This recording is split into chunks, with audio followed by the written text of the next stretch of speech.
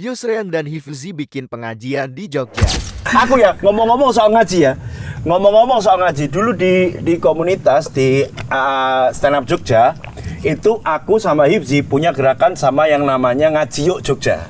Ngaji yuk ini Felix Xiao. nggak tahu ya. Sebelum dia bikin jadi Ngaji dulu ini itu sama aku pernah bikin ngaji yuk Jogja. Jadi ngaji yuk Jogja ini adalah keresahanku dan Hifzi ya tentang anak-anak Jogja yang di usia segitu masih nggak bisa ngaji. Kita miris. Nah, miris itu kan kadang-kadang kalau udah seusia kita 20-an ya, 20-an waktu itu ya. Seusia 20-an menurutku bukan dia nggak mau belajar ngaji, tapi dia tidak menemukan tempat untuk dia bisa belajar ngaji. Makanya aku dan Hifzi fasilitasi, mencoba untuk fasilitasi. Jadi yuk kalau mau belajar, ayo bareng-bareng gitu. Karena kan nggak mungkin mereka daftar TPA di usia segitu, ya kan? Nggak mungkin juga kayaknya kalau misalnya dia baru belajar ngaji terus nembung tuh apa ya?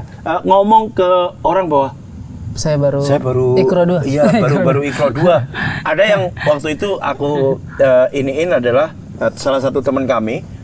Aku tanya, dulu sempat belajar ngaji nggak? Belajar. Dulu sampai di mana belajar ngajinya? Dulu tuh aku sampai Ikro 5 kok gitu. Coba deh, jangan ke Ikro 5, coba turun dulu di 3 atau 2 dulu deh gitu. Tapi ternyata masih terbata-bata. Sangatlah. Iya.